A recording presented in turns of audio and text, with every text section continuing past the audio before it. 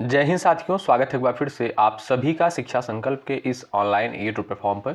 कैसे हैं आप सभी दोस्त? आशा करते हैं कि आप लोग बहुत ही अच्छे होंगे, स्वस्थ होंगे।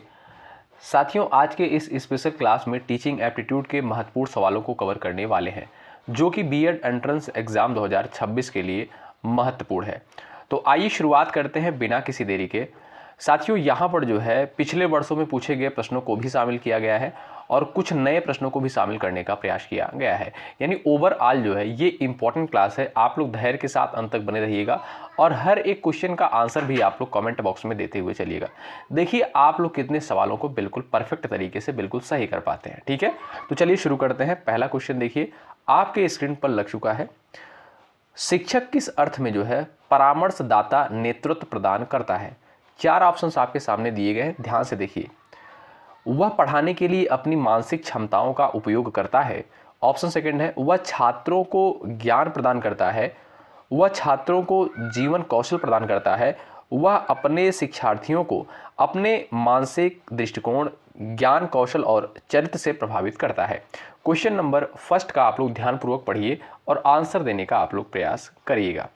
साथियों, अगर हम यहाँ पर बात करें परामर्शदाता नेतृत्व का मतलब यहाँ पर यह हो जाएगा कि शिक्षक जो है सिर्फ पढ़ाता ही नहीं है बच्चों को, बल्कि अपने व्यक्तित्व से बच्चों को दिशा भी देता है। ठीक है, तो यहाँ पर आप देखेंगे जो लोग जा रहे हैं ऑप्शन नंबर डी पर, वो बिल्कुल यहाँ पर राइट हो जाएंगे। शिक्षक जो है किस अर्थ में परामर्शदाता नेतृत्व प्रदान करता है, ध्यान रखिएगा। वह अपने शिक्षार्थियों को अपने मानसिक दृष्टिकोण, ज्ञान कौशल और चरित्र से जो है प्रभावित करता है। ध्यान रखें, आपका डी ऑप्शन राइट हो जाएगा। जो भी साथी डी ऑप्शन पर गए हैं वो बिल्कुल यहाँ पर राइट हो जाएंगे। दूसरा सवाल देखिए साथियों, इंपॉर्टेंट है, पूछा गया है पेपर में। टीम निर्माण के किस दृष्टिकोण में एक नेता एक कृत्रिम टीम बनाता है जहां सदस्य अन्य सदस्यों के व्यवहार से बातचीत करते हैं, चर्चा करते हैं और सीखते हैं? ऑप्शन ए दिया है यहाँ पर टीम भूमिका दृष्टिकोण उपागम है, अनुकरण विधा दृष्टिकोण है, क्रियात्मक अनुसंधान दृष्टिकोण है और आपका दिया है सहभागी दृष्टिकोण। क्वेश्चन नंबर सेकंड का आप लोग यहाँ पर आंसर कर सकते हो। सभी साथी यहाँ पर आंसर देने का प्रयास करें। चलिएगा, सभी साथी यहाँ पर जो है आंसर दीजिएगा। तो जो लोग यहाँ पर जा रहे हैं अनुकरण विधा दृष्टिकोण पर, ऑप्शन नंबर सेकंड पर जो भी साथी गए हैं वो बिल्कुल राइट हो जाएंगे। साथियों, अनुकरण विधा दृष्टिकोण में होता क्या है, इसमें जो है एक कृत्रिम यानी आर्टिफिशियल टीम बनाई जाती है, जहां पर जो है लोग एक दूसरे को देखकर सीखते हैं, एक दूसरे का जो है अनुकरण करके सीखते हैं, एक दूसरे का जो है कॉपी करके सीखते हैं। ठीक है, यहां पर आप देखेंगे जो बी ऑप्शन दिया है बिल्कुल आपका राइट आंसर हो जाएगा। जो भी साथी बी ऑप्शन पर गए हैं बिल्कुल राइट है। क्वेश्चन नंबर तीसरा देखिएगा। शैक्षिक कंप्यूटर का मुख्य कार्य क्या होता है? डेटा का संग्रह करना, उत्तर स्टोर करना, डेटा का विश्लेषण करना, उपरयुक्त सभी।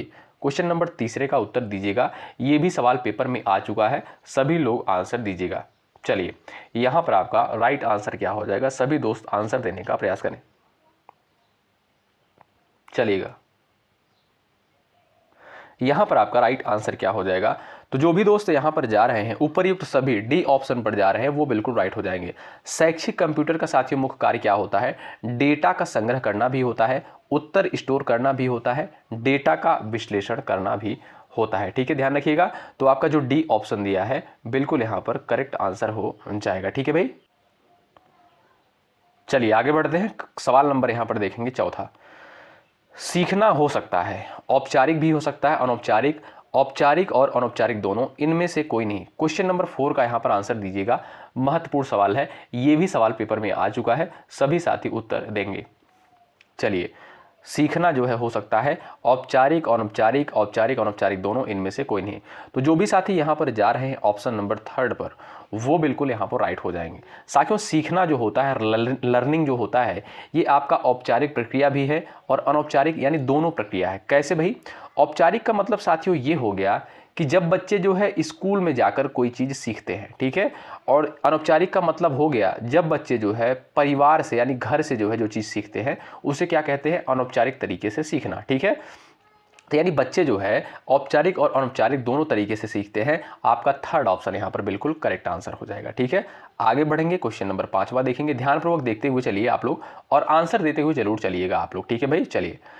शिक्षण की प्रभावशीलता को किस संदर्भ में आंका जाना चाहिए? सिलेबस कवरेज, छात्र हित के रूप में, कक्षा में शिक्षण सहायक सामग्री का उपयोग करके छात्रों के सीखने का प्रतिफल। बताएं।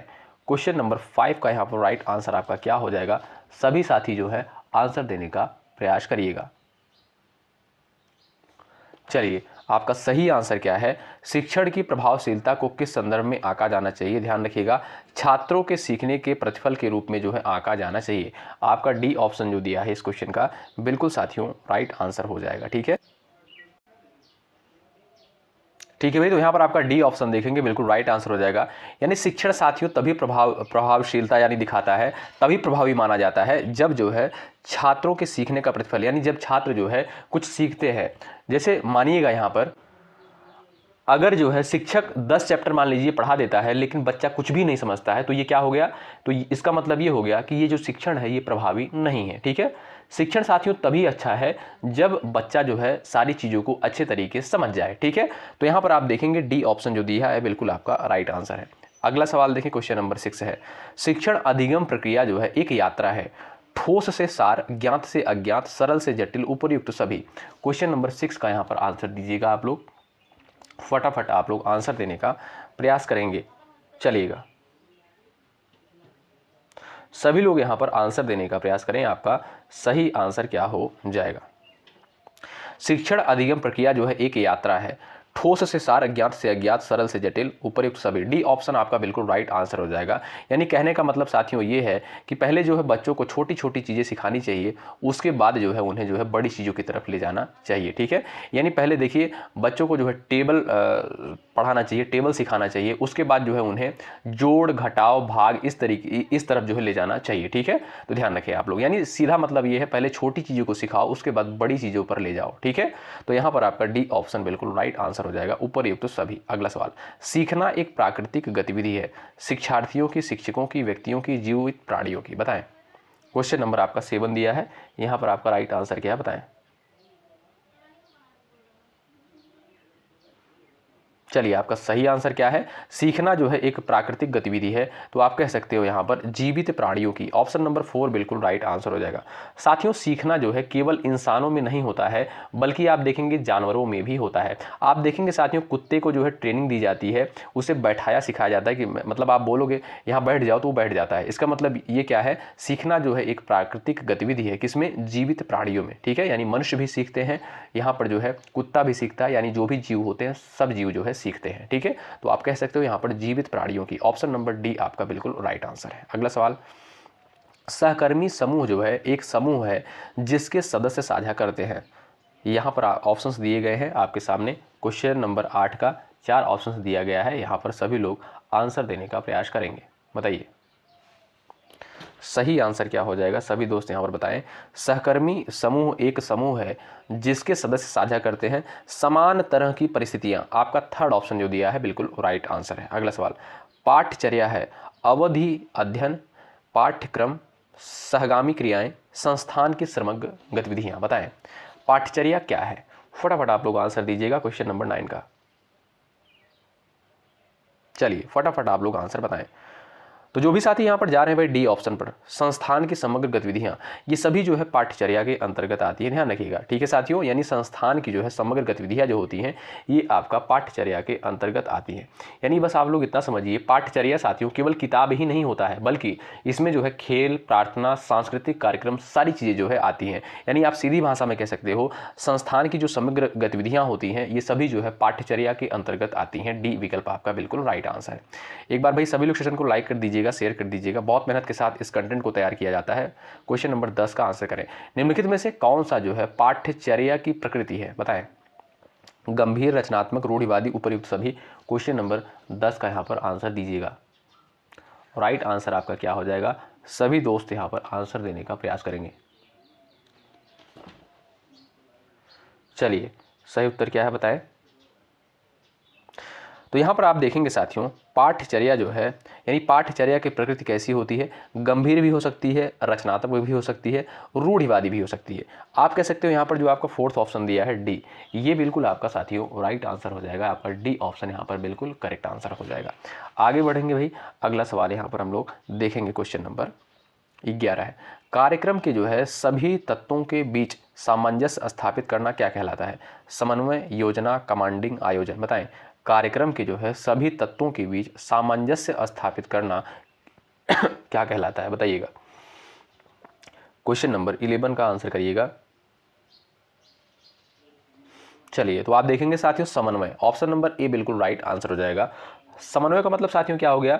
जब जो है सभी चीजें मिलकर ठीक से काम करें तो उसे क्या कहते हैं भाई? समन्वय कहते हैं। तो यहाँ पर आप देखेंगे जो ए ऑप्शन दिया है बिल्कुल राइट आंसर हो जाएगा। कार्यक्रम के सभी तत्वों के बीच सामंजस्य स्थापित करना समन्वय कहलाएगा। ए विकल्प राइट है। अगला सवाल, उपयोगिता और परिवर्तन ये जो है इस किसके मूल सिद्धांत हैं? यथार्थवाद, प्रकृतिवाद, व्यवहारवाद, आदर्शवाद। बताएं सही आंसर क्या है? फटाफट आप लोग यहाँ पर उत्तर दीजिएगा। क्वेश्चन नंबर 12 का सभी लोग आंसर देने का प्रयास करें। उपयोगिता और परिवर्तन जो है किसका मूल सिद्धांत है? बताएं। तो ये साथियों आप देखेंगे व्यवहारवाद का। ठीक है, ऑप्शन नंबर 3 करेक्ट हो जाएगा। उपयोगिता और परिवर्तन जो है व्यवहारवाद के मूल सिद्धांत हैं। ऑप्शन नंबर 3 बिल्कुल यहाँ पर राइट आंसर है। एक कक्षा में जो है एक प्रभावी श्रोता विकर्षणों का प्रतिरोध करता है, भटकाव खोजता है, संदेश फिल्टरिंग को प्राथमिकता देता है, संवेग वितरण शैली का न्याय करता है। बताइए। चलिए इस क्वेश्चन का आंसर करें आप लोग। आपका राइट आंसर क्या है? यहाँ पर सभी दोस्त आंसर देने का प्रयास करिएगा। चलिएगा, आपका राइट आंसर क्या हो जाएगा? सभी दोस्त बताएं। तो यहाँ पर जो लोग जा रहे हैं विकर्षणों का प्रतिरोध करता है, ये ऑप्शन आपका बिल्कुल राइट आंसर हो जाएगा। यानी एक कक्षा में जो है एक प्रभावी श्रोता जो होता है यानी सुनने वाला, वो क्या करता है? विकर्षणों का जो है प्रतिरोध करता है। यानी इसका मतलब साथियों सीधी भाषा में आप समझिए, अच्छा श्रोता जो होता है वो ध्यान से सुनता है किसी चीज़ को और इधर उधर जो है नहीं देखता है। आप इतना सा ध्यान रखें। आप देखेंगे ए ऑप्शन जो बिल्कुल राइट आंसर हो जाएगा। ठीक है, इसका मतलब यही हो गया साथियों, अच्छा श्रोता जो होता है वो ध्यान से किसी बात को सुनता है और इधर उधर जो है नहीं देखता है। अगला सवाल, कानून का शासन महत्वपूर्ण है क्योंकि यह प्रशासन के नियंत्रण में सहायक है, सुरक्षा प्रदान करता है, यह नियम और विनियम निर्धारित करता है, ऊपर्युक्त सभी। क्वेश्चन नंबर 14 का राइट आंसर आप लोग यहाँ पर बताइए। आपका सही आंसर क्या हो जाएगा? सभी दोस्त यहाँ पर आंसर दीजिएगा। चलिए, तो यहाँ पर जो लोग जा रहे हैं ऑप्शन नंबर डी उपर्युक्त सभी पर, वो बिल्कुल राइट हो जाएंगे। ठीक है साथियों, ध्यान रखिएगा, आपका डी ऑप्शन बिल्कुल राइट आंसर हो जाएगा। कानून व्यवस्था बनाए रखता है, सुरक्षा देता है, नियम तय करता है। ठीक है, कानून का शासन जो होता है साथियों यह जो है महत्वपूर्ण होता है क्योंकि साथियों यह प्रशासन के नियंत्रण में सहायक होता है। बिल्कुल सही बात है भाई। सुरक्षा भी प्रदान करता है, आप सभी जानते हैं। यह नियम और विनियम निर्धारित करता है। ठीक है, अगला सवाल देखें। आपके सामने क्वेश्चन नंबर 15 दिया है, इसका उत्तर आप लोग करेंगे। यहाँ पर देखिए खाली स्थान दिया है। डैश का मतलब कुछ ऐसा है जिसका उपयोग किसी लक्ष्य को प्राप्त करने में मदद के लिए किया जा सकता है। प्रतिस्थापन, संसाधन, स्रोत, नींव। बताएं।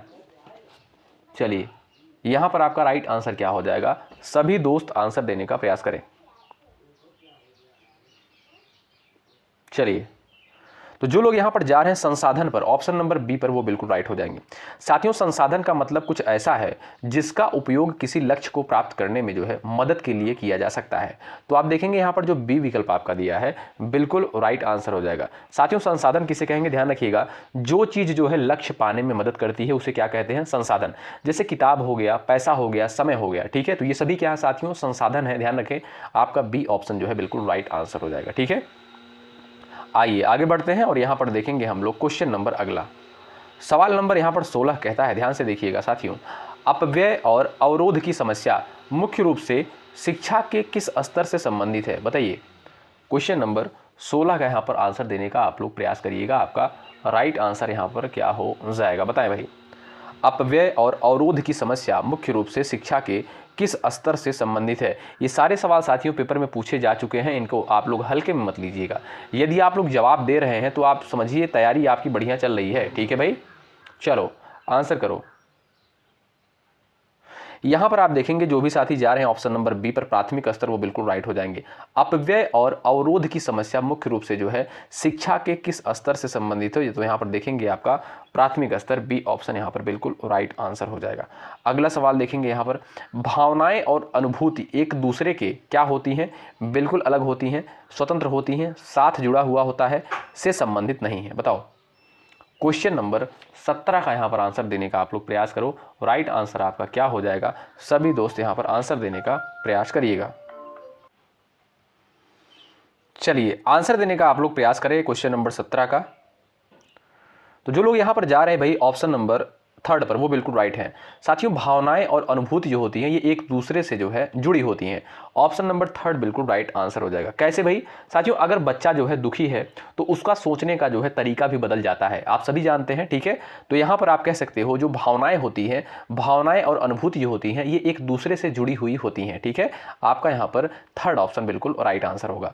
आगे बढ़ेंगे, क्वेश्चन नंबर अगला देखेंगे। यहाँ पर दर्शन के 4 मुख्य विभाग तत्व मीमांसा, ज्ञान मीमांसा और आपका दिया है स्वयं सिद्ध विज्ञान, और क्या है? जैव नैतिकता है, तर्क है, सौंदर्य शास्त्र है, श्रेणीबद्ध तर्क है। बताएं। क्वेश्चन नंबर 18 का आंसर देने का प्रयास करें आप लोग, सभी साथी उत्तर देने का प्रयास करिएगा। यहां पर आपका राइट आंसर क्या हो जाएगा बताएं। चलिएगा,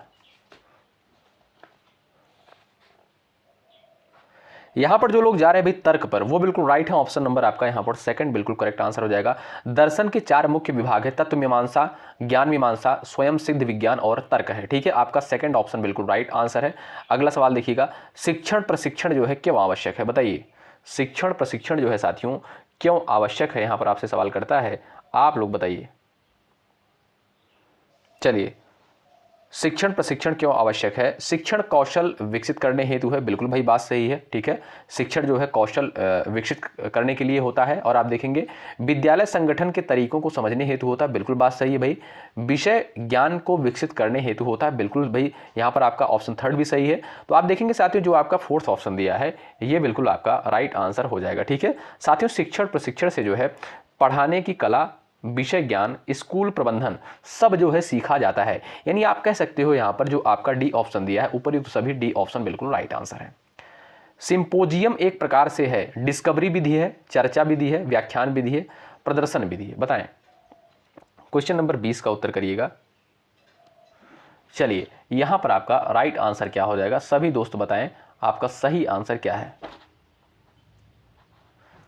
चलिएगा, तो जो लोग यहां पर जा रहे हैं भाई ऑप्शन नंबर 2nd पर, चर्चा विधि पर, वो बिल्कुल राइट हो जाएंगे।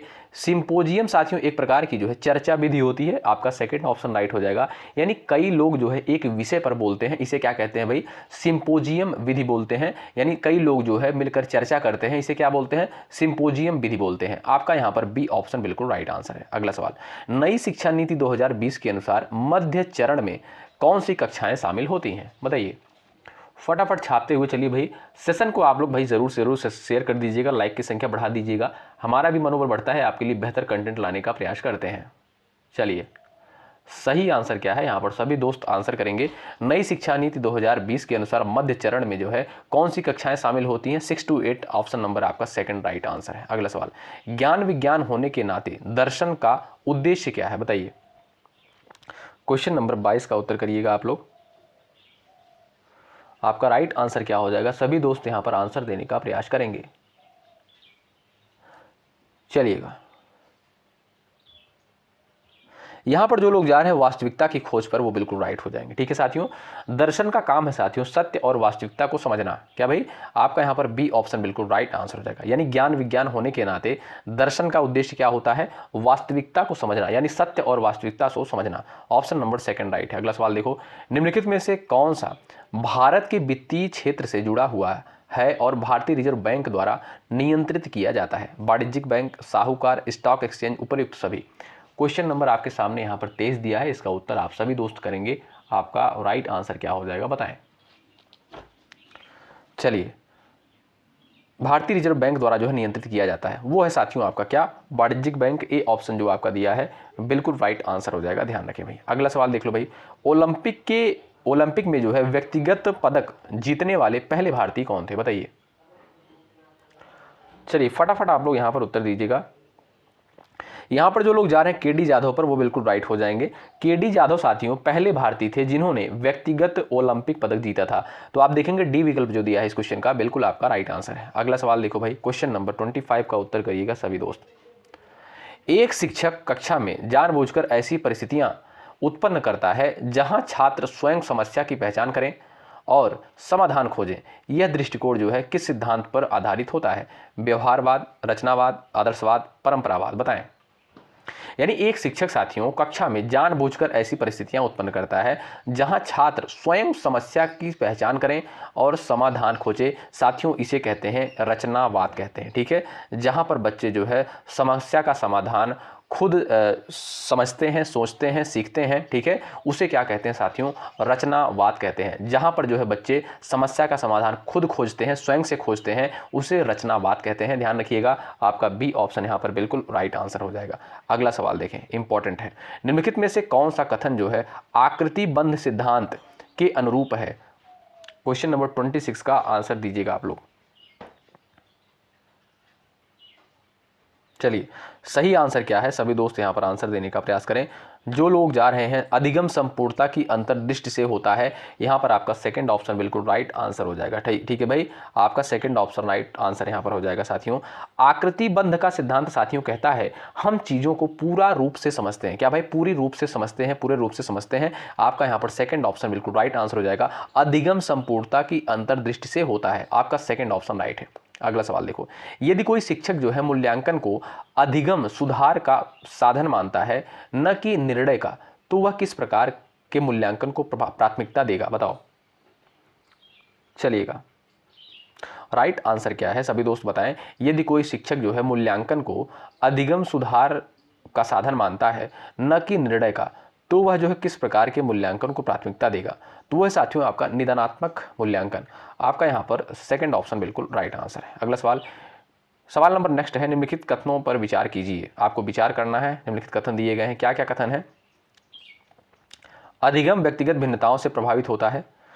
ऑप्शन सेकंड है सभी छात्रों को समान गति से पढ़ाया जाना चाहिए। यहाँ पर बताइए, क्या ये जो है केवल ए सही है, केवल बी सही है? ए बी दोनों सही है और आपका यहाँ पर डी ऑप्शन दिया है, न ए सही है न बी सही है। बताइए, क्वेश्चन को ध्यान से देखें और विचार करें। राइट आंसर आपका क्या हो जाएगा बताइएगा। सभी दोस्त यहां पर आंसर दीजिएगा, आपका राइट आंसर क्या है? यहां पर आप देखेंगे साथियों, निम्नलिखित कथनों पर विचार करने के लिए कह रहा है, तो आप देखेंगे अधिगम व्यक्तिगत भिन्नताओं से प्रभावित होता है। बिल्कुल बात सही है भाई। तो आप देखेंगे ए ऑप्शन जो है आपका बिल्कुल राइट आंसर हो जाएगा। और सभी छात्रों को समान गति से पढ़ाया जाना चाहिए, ये आपका साथियों गलत हो जाएगा, क्योंकि भाई सभी छात्रों को जो है समान गति से नहीं पढ़ाया जाता। क्यों भाई? क्योंकि एक कक्षा में विभिन्न प्रकार के बच्चे होते हैं। कोई चीज़ जो है अच्छे तरीके से समझ जाते हैं, ठीक है, किसी को जो है अच्छे से समझाना पड़ता है, एग्जाम्पल देकर समझाना पड़ता है, तब वो चीज़ों को समझते हैं। यानी सभी का जो है IQ स्तर जो है अलग अलग होता है, ठीक है। तो यानी आप कह सकते हो सभी छात्रों को समान गति से नहीं पढ़ाया जाना चाहिए। तो आपका डी, ये आपका बी ऑप्शन गलत हो जाएगा। यानी आपका केवल ए सही है, ठीक है, केवल ए सही है। आपका ए ऑप्शन बिल्कुल राइट आंसर है। अगला सवाल देख लो भाई, एक शिक्षक जो है कक्षा में विविध पृष्ठभूमि के छात्रों को समान अवसर प्रदान करता है, यह किस सिद्धांत को दर्शाता है? समानता, समता, प्रतियोगिता, चयनवाद? बताओ राइट आंसर क्या है? सभी दोस्त यहां पर आंसर देने का प्रयास करें क्वेश्चन नंबर 29 का। चलिए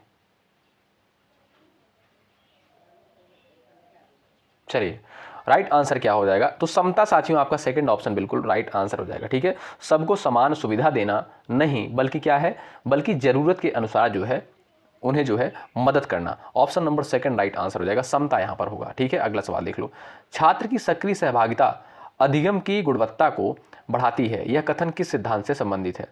छात्र की सक्रिय सहभागिता अधिगम की गुणवत्ता को बढ़ाती है, यह कथन जो है किस सिद्धांत से संबंधित है? निष्क्रिय अधिगम सिद्धांत से, रटने का सिद्धांत से, अनुभवात्मक सिद्धांत से, दंड सिद्धांत से? बिल्कुल आप देखेंगे साथियों ऑप्शंस के अकॉर्डिंग ही यहाँ पर आपका आंसर आ जाएगा। निष्क्रिय अधिगम जो होता है साथियों ये आपका निगेटिव टर्म है, ठीक है, क्योंकि निष्क्रिय जो होता है ये आपका निगेटिव टर्म होता है, गलत है। रटने का सिद्धांत ये भी आपका गलत है, रटना नहीं है भाई, ठीक है। रटना अगर आपको किसी ऑप्शन में दिख जाए तुरंत वो ऑप्शन गलत हो जाएगा। दंड सिद्धांत ये भी गलत हो जाएगा। अनुभवात्मक अधिगम जो है ये साथियों आपका बिल्कुल राइट आंसर है। यदि शिक्षक जो है विद्यार्थियों को पूर्व ज्ञान को ध्यान में रखकर नया विषय पढ़ाता है, तो वह किस सिद्धांत का पालन कर रहा है? चलिए इसका उत्तर आप लोग करेंगे क्वेश्चन नंबर 31 का। यदि शिक्षक जो है विद्यार्थियों के पूर्व ज्ञान को ध्यान में रखकर नया विषय पढ़ाता है, तो वह किस सिद्धांत का पालन कर रहा है? तो यहाँ पर जो लोग जा रहे हैं ज्ञात से अज्ञात, वो बिल्कुल राइट हो जाएंगे, ठीक है साथियों। पहले जो बच्चा जानता है उसी से जो है नई चीज जोड़ना सीखता है, ठीक है भाई। चलिए अगला सवाल यहाँ पर देखेंगे। सवाल नंबर नेक्स्ट है, समावेशी कक्षा में जो है शिक्षक की भूमिका मुख्यतः क्या होती है? बताइए, समावेशी कक्षा में शिक्षक की भूमिका क्या होती है? केवल मेधावी छात्रों को आगे बढ़ाना, केवल लग गया तो ये आपका निगेटिव टर्म है, गलत हो जाएगा। पाठ्यक्रम पूरा करना, आगे देखते भाई, तीसरा ऑप्शन है विविधता के अनुसार शिक्षण रणनीति अपनाना, अनुशासन बनाए रखना। भाई यहाँ पर देखिए फोर्थ ऑप्शन भी गलत हो जाएगा, पाठ्यक्रम पूरा करना भी गलत हो जाएगा। यहाँ पर जो आपका दिया है साथियों, विविधता के अनुसार शिक्षण और रणनीति अपनाना, ये आपका बिल्कुल पॉजिटिव हो जाएगा। ऑप्शन नंबर थर्ड बिल्कुल राइट आंसर है। मूल्य शिक्षा का उद्देश्य क्या होता है? बताइए, मूल्य शिक्षा का उद्देश्य क्या होता है? राइट आंसर आप लोग बता सकते हो। आर्थिक विकास, नैतिक चेतना का विकास, तकनीकी कौशल, प्रतिस्पर्धात्मक भावना। चलिए, तो जो लोग यहाँ पर जा रहे हैं दोस्तों नैतिक चेतना का विकास पर, वो बिल्कुल राइट हो जाएंगे। ऑप्शन नंबर बी आपका राइट होगा। अगला सवाल, निम्नलिखित में से कौन सा अधिगम के भावात्मक क्षेत्र से संबंधित है? बताइए, स्मृति, विश्लेषण, दृष्टिकोण, अनुप्रयोग। क्वेश्चन नंबर 34 का उत्तर बताएं। चलिए, निम्नलिखित में से कौन सा जो है अधिगम के भावात्मक क्षेत्र से संबंधित है? तो वो है साथियों आपका क्या भाई, जो लोग यहाँ पर जा रहे हैं दृष्टिकोण पर, ऑप्शन नंबर थर्ड पर, वो बिल्कुल राइट है। अगला सवाल, एक शिक्षक छात्रों को समूह में बांटकर समस्या समाधान करवाता है, यह किस प्रकार का अधिगम है? एक शिक्षक छात्रों को समूह में बांटकर समस्या समाधान करवाता है, यह किस प्रकार का जो है अधिगम है? 35 का आंसर आप लोग दे सकते हो, तो आप कहिएगा सहकारी अधिगम होगा। सेकंड ऑप्शन बिल्कुल राइट आंसर हो जाएगा। ठीक है, ग्रुप में मिलकर समस्या का हल करना क्या कहलाता है? सहकारी अधिगम कहलाता है। यदि अधिगम के पुनर्बलन प्रमुख भूमिका निभाता है तो यह किस विचारधारा से संबंधित है? बताइए, पुनर्बलन साथियों किस विचारधारा से संबंधित है? आप जानते होंगे ये साथियों आपका व्यवहारवाद से संबंधित होता है। ठीक है, यानी यहाँ पर जो है बच्चों को लालच देना, यानी बच्चों को जो है पुरस्कार देना, इस तरीके से होता है ना, कि मतलब आप ये चीज़ करोगे तो मैं आपको ये पुरस्कार दूंगा। ठीक है, ये आपका क्या होता है? पुनर्बलन होता है। ठीक है, तो ये आपका व्यवहारवाद के अंतर्गत आता है। ऑप्शन नंबर सेकंड राइट है। आगे बढ़ेंगे, अगला सवाल देखेंगे, क्वेश्चन नंबर 37। शिक्षक जो है एक मार्गदर्शक है। क्या भाई? शिक्षक जो है एक मार्गदर्शक है, ज्ञान का स्रोत मात्र नहीं है, यह कथन किस शिक्षा दर्शन से संबंधित है? चलिए, शिक्षक जो है एक मार्गदर्शक है, ज्ञान का स्रोत मात्र नहीं है, यह कथन जो है शिक्षा दर्शन से संबंधित है। यह है आपका साथियों प्रगतिवाद है। ध्यान रखें, ऑप्शन नंबर सेकंड राइट हो जाएगा। ये आपका प्रगतिवाद से संबंधित है। सेकंड ऑप्शन बिल्कुल करेक्ट आंसर है। अगला सवाल, किस स्थिति में अधिगम अधिक प्रभावी माना जाएगा? जब शिक्षक अधिक बोले, जब छात्र प्रश्न पूछे और चर्चा करे, जब कक्षा में पूर्ण शांति हो, जब केवल पाठ्यपुस्तक पढ़ी जाए। बताइए, 38 का राइट आंसर भाई क्या हो जाएगा? तो जो लोग यहाँ पर जा रहे हैं भाई सेकंड ऑप्शन पर, वो बिल्कुल राइट है। किस स्थिति में अधिगम अधिक प्रभावी होगा? तो यहाँ पर जो लोग जा रहे हैं जब छात्र जो है प्रश्न पूछेंगे और चर्चा करेंगे। सेकंड ऑप्शन आपका बिल्कुल राइट आंसर है। अगला सवाल ये रहा, आत्म अनुशासन की संकल्पना किस प्रकार के अनुशासन से संबंधित है? आत्म अनुशासन की संकल्पना किस प्रकार के अनुशासन से संबंधित है? तो आप देखेंगे साथियों यहाँ पर जो आपका राइट आंसर हो जाएगा वो हो जाएगा आपका ऑप्शन नंबर थर्ड, स्व अनुशासन बिल्कुल राइट आंसर हो जाएगा। ठीक है, यानी खुद से नियम बनाना, ये क्या कहता है? स्व अनुशासन कहलाता है। अगला सवाल, शिक्षा में लोकतांत्रिक वातावरण का तात्पर्य क्या है? क्वेश्चन नंबर 40 का आंसर करें। लोकतांत्रिक वातावरण का अर्थ क्या होता है? शिक्षक का पूर्ण नियंत्रण, छात्रों की भागीदारी और विचारों का सम्मान, कठोर नियम, परीक्षा केंद्रित शिक्षा। क्वेश्चन नंबर 40 का उत्तर क्या हो जाएगा? सभी दोस्त बताएं। जो लोग यहाँ पर जा रहे हैं सेकंड ऑप्शन पर, वो बिल्कुल राइट है। शिक्षा में जो है लोकतांत्रिक वातावरण का तात्पर्य क्या है? छात्रों की भागीदारी और विचारों का सम्मान। बी ऑप्शन आपका यहाँ पर साथियों बिल्कुल राइट आंसर हो जाएगा। तो दोस्तों यहाँ पर हमने टीचिंग एप्टीट्यूड के 40 सवालों को कवर किया। आप लोग बताएं कि आपने इन 40 सवालों में से कितने सवालों को बिल्कुल सही करने का प्रयास किया है। जरूर से जरूर आप लोग कॉमेंट करके बताइएगा। ठीक है दोस्तों, देखते हैं भाई आप लोग कितने सवालों को यहाँ पर सही किए हैं। तो भाई एक बार सभी लोग सेशन को लाइक कर दें, शेयर कर दें। चैनल पर नए हैं सब्सक्राइब भी कर सकते हैं, हेल्प आपको जरूर मिलेगी यहाँ से। जो भी साथी चैनल पर नए हैं जुड़ जाइएगा। जब तक आपकी परीक्षा नहीं हो जाती तब तक साथियों हम आपको एक बेहतर कंटेंट के साथ आपके साथ बने रहेंगे। ठीक है, टेलीग्राम चैनल से जुड़ जाइएगा, डिस्क्रिप्शन बॉक्स में आपको लिंक देखने को मिल जाएगा। ठीक है, चलिए मिलते हैं आपसे अगली क्लास में। मेहनत के साथ आप लोग तैयारी में लगे रहें। शुक्रिया, जय हिंद, जय भारत।